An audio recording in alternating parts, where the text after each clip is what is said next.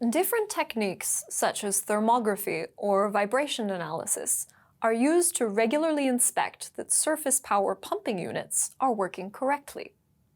Tube wells, with their immersed or line shaft vertical pumps, are particular because several pieces of equipment and structural elements are difficult to access on a daily basis for the operator.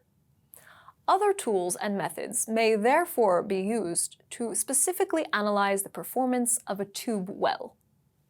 We're going to discuss the different techniques available to check a tube well's structural condition and hydraulic function.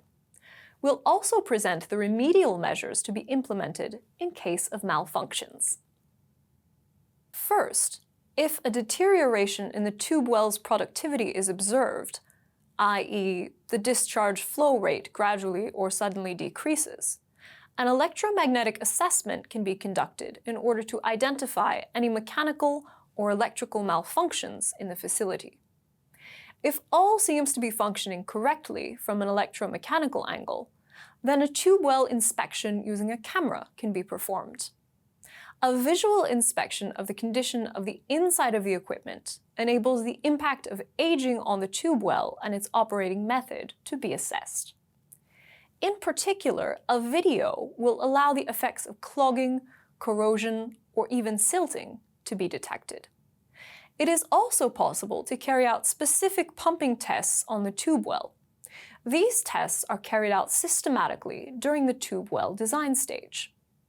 They can be carried out for different reasons, such as, for example, to define the optimal operating mode throughout the tube well service life, and in the event of changes in the static and dynamic heads of the tapped aquifer.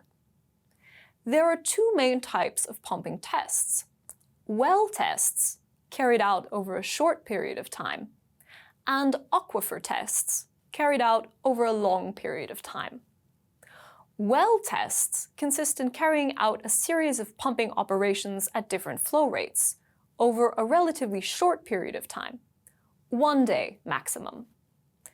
Each flow rate level is followed by a pump shutdown for at least the same amount of time as the test, allowing the water level to rise. This enables the following to be defined: the tube well's characteristic curve, the tube well's hydraulic properties, the operating conditions, and the tube well's efficiency, yield drawdown ratio. The aquifer test consists in pumping at a constant flow rate over a long period of time, from several hours to several weeks. It enables the aquifer's hydraulic properties to be determined and resources in water that can be tapped to be assessed. These tests can be carried out individually or be combined. In general, testing at different rates is followed by a test at a constant flow rate. These analytical techniques thereby reveal structural and hydraulic malfunctions in a tube well.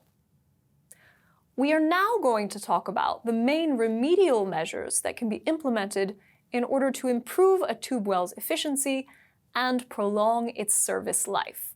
If the tube well's productivity is affected, a regeneration operation can be implemented.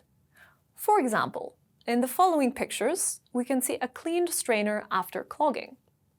It can also be decided to reduce the flow rate sampled and adjust the well field's operating modes in order to protect water resources and the aquifer's regeneration capacity. If a tube well's structure is affected, a refurbishment operation can be carried out.